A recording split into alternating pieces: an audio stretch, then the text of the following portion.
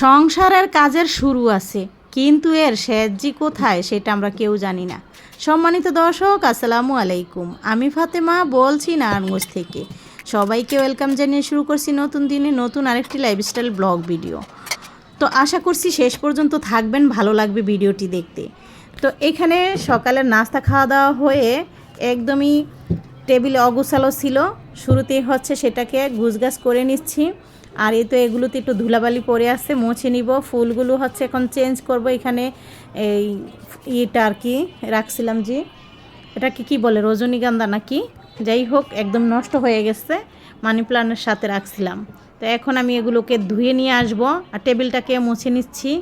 আসলে প্রত্যেকটা দিনই কিন্তু আমরা এভাবে প্রতিনিয়ত সংসারের কাজগুলো সেই সকাল থেকে রাত পর্যন্ত, যতক্ষণ ঘুমাতে না যাব তার আগ পর্যন্ত করতেই থাকি। এরপর আবার সকাল শুরু হয়, আবারও এইভাবে করে প্রতিটা দিন। আমাদের কোনো ছুটি নেই, তাই না? এই তো আমি এখানে নয়নতারা আর গোলাপ গাছ থেকে কেটে এনে রেখে দিলাম। ভালো লাগতেছে না? মাঝে মাঝে এইভাবে রেখে দিবেন, ভালো লাগবে। কারণ বারান্দাতে ফুটে আছে আমার অনেক রকম ফুল। এই তো এইখানে ফ্রিজে মাংস ভর্তি, দেখতেছেন না? আসলে আমার কোনো ডিপ ফ্রিজ নেই, আর আমি ফ্রিজ ভরেও মাংস রাখিনি। যেগুলো দেখতেছেন এগুলো হচ্ছে এই আমি দেখাবো, মানে উপরে যে মাছ মাংস, এগুলো হচ্ছে মুরগির মাংস, মাছ, মানে এই দুই টাকের উপরে যেগুলো, এগুলো হচ্ছে আমাদের। এগুলো কিন্তু এই মাঝখানের যে গরুর মাংসটা দেখতেছেন এটা হয়েছে আমাদের।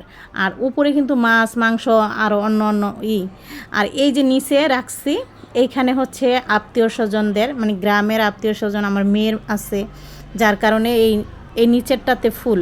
তাহলে আমার কোনো ডিপ ফ্রিজ নেই। আর ওই যে দুইটাকে কতটুকুই বা আছে, কথাটা বলতাম না। অনেকে ডিপ ফ্রিজে মাংস রাখে, এই ফ্রিজে মাংস রাখে, মাংস রাখা তাদের শেষ হয় না। আসলে এই যে প্যাকেটগুলো নামাইতেছি, এগুলো আলগা করার কারণ হচ্ছে আমরা যে কোনো সময় গ্রামের বাড়িতে যাইতে পারি, তখন হচ্ছে এগুলো উঠাইতে সমস্যা হবে। তো আগলা করে থলে হচ্ছে পরে নিয়ে যাওয়া যাবে, যার কারণে প্রত্যেকটা দেখেন বড় বড় এই যে করা চিহ্ন দেওয়া, এটা মেয়ের। তারপর হয়েছে এগুলো, এটাও মেয়ের, আমার বাবার বাড়ি থেকে দিছে মেয়েকে। তারপর হয়েছে আমার দেবরদের জন্য, বাসুদের জন্য রাখছি সেগুলো। বিষয়টা হয়েছে কি, একটা গরু কুরবানি দিয়েও আমরা এই ফ্রিজে আমাদের খাওয়ার মাংস আমরা রাখি না, কারণ নিজেদের 2 ভাগ দিয়েও নিজেদের ভাগ থেকে হচ্ছে দিয়ে দেওয়া হয়। তাহলে আমরা রাখবো কীভাবে? কারণ আলহামদুলিল্লাহ পরে যেন আমরা কিনে খেতে পারি, আল্লাহ সেই তৌফিক দান করুক। কিন্তু সবাইকে তো মন ভরে দিতেও পারি না, কারণ আমাদেরকে মানুষ ভালোবাসে বেশি। আর আমরা হচ্ছে অনেক মানুষদেরকে দেখি, আমাদের নজর হচ্ছে অন্যরকম, দেখি অমুকের দেওয়া লাগবে, অমুকের দেওয়া লাগবে। আসলে আশপাশের দিকে তাকাইলে গরিব মানুষের শেষ নেই, এই জন্য আমাদের মাংসটা থাকে না। আর অনেকে হয়তো বা তাকায় না, তাদের ফ্রিজ তারপর ডিপ ফ্রিজ ভরা মাংস থাকে। বিষয়টা হয়েছে এরকম।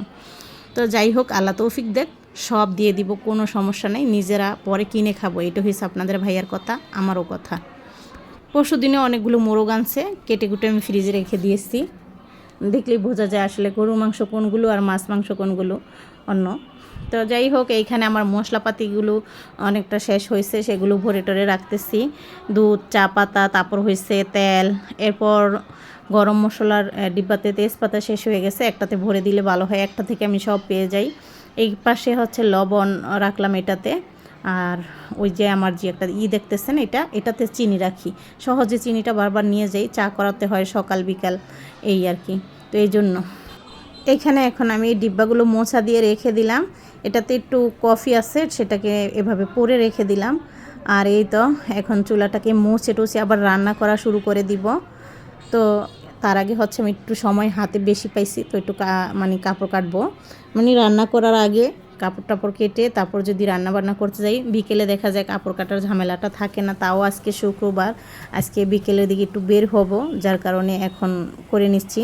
রুটিও শেষ হয়ে গেছে, রুটি বানাতে হবে। রুটি বানিয়ে হচ্ছে ফ্রিজে রেখে দিতে হবে, যেন সকালে ঝটপট করে ভেজে আমরা সকালকার নাস্তাটা খেয়ে নিতে পারি। যার কারণে যদিও সকালে কম খাওয়া, একটা করেও রুটি না খেলে তার হয় না, সকালের খাবারটা খাওয়া যায়, রাতে আমাদের খাওয়া দাওয়া সেরকমভাবে কোনো কিছু হয় না, শুধু হালকা সালাদ টালাদ, এই আর কি বিষয়টা। দুপুরের খাবারটা একটু বাড়ি থাকে, এই আর কি।